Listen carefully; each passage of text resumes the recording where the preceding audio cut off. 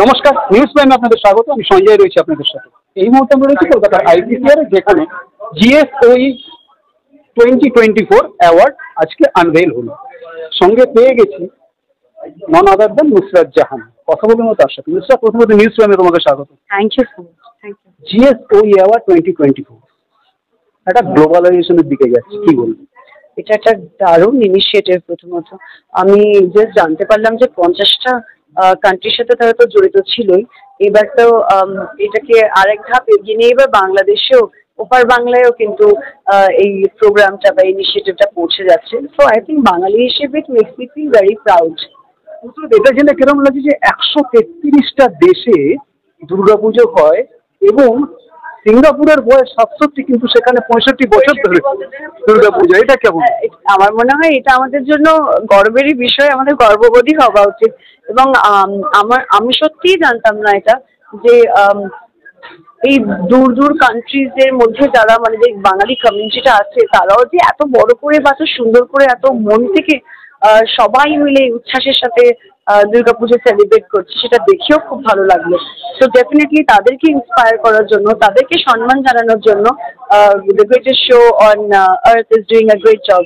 অর্থাৎ এটা তো একদম আক্ষরিক অর্থে প্রমাণ যে দুর্গাপুজো আজকের দিনে দাঁড়িয়ে যে ধর্ম যার যার উৎসব সবার। এটা আমি 2000% মানি যে ধর্ম যার যার উৎসব প্রবাস। যে তুমি দেখো আমাদের বাংলায়ও আজকে ঈদের সিবাই খাওয়া থেকে নিয়ে ক্রিসমাসের জিঙ্গল বেল থেকে নিয়ে আমাদের দুর্গাপুজোর ভাইগুরু, মানে প্রত্যেকটা, আমি যদি কোনটা মিস আউট করে যাই, রথ, আমি প্রত্যেক বছর রথে যাই। এবার আমি কলকাতায় ছিলাম না, so I could not make it. And আমি লোরিতে যাই অন্যান্য community. I think I have been almost everywhere irrespective of religion.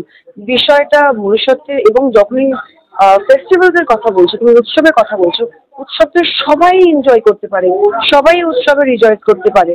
তো উৎসব অ্যাকচুয়ালি সবার মন ভালো করে দেওয়ার উৎসব, আনন্দ করার উৎসব, পরিবারের সাথে একসাথে সময় কাটানোর উৎসব। উৎসব আমাদের সেই অপরচুনিটিটা দেয়। সো আই থিঙ্ক এখানে জাতি ভেদাভেদ না মানাটাই বেটার। নুসরাত জাহান কি খুব চুজি হয়ে গেছে, বছরে একটা কি দুটো ছবি করুন? আই থিঙ্ক এটা আমার ছবি হবার বিষয় না, এটা এরকমই হওয়া উচিত। It's always quality above quantity for me.